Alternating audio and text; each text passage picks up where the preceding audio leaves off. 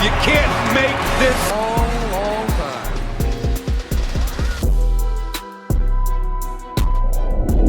So if you watched the Colts game on, when was that now? It's the day after Christmas. Thank you so much for joining me.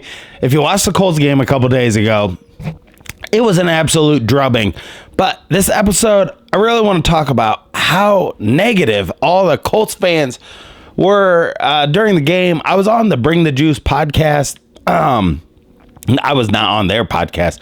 I was just in the comments section and seeing how negative everybody was about the Colts. It was really, I had to turn it off because I just don't want to hear all this negativity. You know what? The Colts are a team that was really in the bottom four. I mean, really the bottom four teams last year. So, I mean, to think that they were going to go from the bottom four teams to, be winning like 10 games, I guess, because they have 8 wins already, is just completely unrealistic. I mean, I know people are a prisoner of the moment. You're playing the Falcons. You're like, well, they stink. And I said on a show just this last week, I said, the Falcons have a lot more high-level talent like Pitts, like Bijan Robinson, than the Colts do. I mean, it's just true.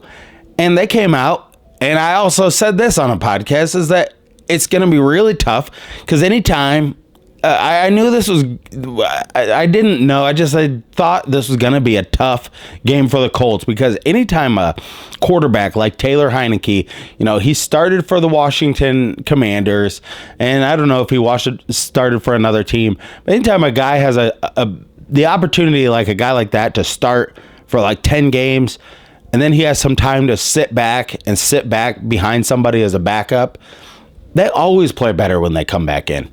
I mean, you see that with like Geno Smith. I mean, he had like a long time off, but I think these guys do get better over time. I mean, a lot of backup quarterbacks can come in and play decent. So that was a little bit of a unknown situation. I mean, the Colts are coming into this game. They changed their quarterback, and their quarterback Ritter had been struggling all year, and they did that for a reason. I mean, it really threw a wrinkle in where film-wise and everything like that wise, you can't dissect him on that particular team and say like this is this guy's tendencies. So it's tough. I mean, Taylor Heineke played on a team in Washington Commanders where you really couldn't fault him for being a really bad quarterback because they really did not have many weapons or any type of team around him.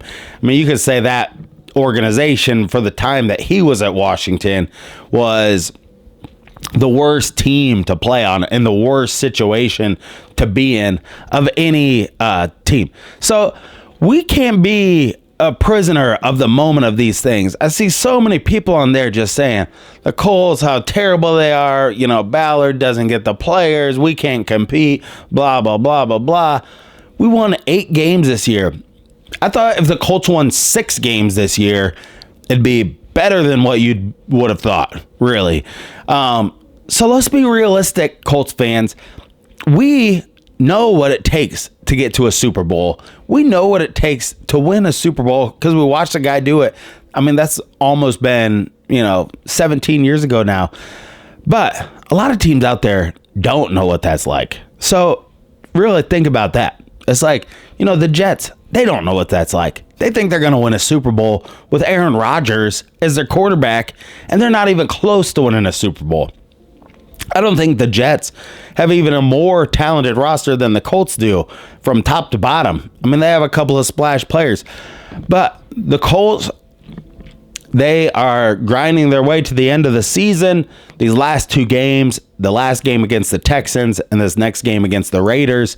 Now, the Raiders, they lost to Kansas City, or the Raiders, they beat Kansas City yesterday. So they hopefully, I mean, we're praying for a big letdown game, from a team like the Raiders. I'm always praying for that. It's like even teams on a short week, I'm like, are they going to come in and lay an egg against the Colts? It's possible. But at the same time, the Colts got to be ready to play. We are a team, I think the Colts right now, and you can quote me on this, we're kind of like mediocre plus, you know? We're like mediocre, maybe a little bit better, but we're really one of those teams sitting right in there at about 15, like right in the middle. Some weeks we play a little bit better, and we might move up to like 12 or 13 as far as like power rankings go. And some weeks we look really bad and we might move down to like 18. But so far this year, trending up and down. When we were 3-5, did you ever think we'd be at this point right here? No, you didn't. I mean, at 3-5, I thought this team could reel off a lot of losses because of just the situation at quarterback, new coach, a lot of these things. So we should be ecstatic. This guy came in as the head coach on a team that had no life, nothing last year at all. They looked completely dismal with Matt Ryan and Frank Reich. And then this guy comes in. If he only wins 8 games this year, and my point to you is this: if the Colts lose the rest of their games out, this season is still a success. This coach has had, after all the turmoil that happened, he showed a resolve, an ability to just put his nose to the grindstone and work at it and kind of make this team better and have really brought accountability to the table.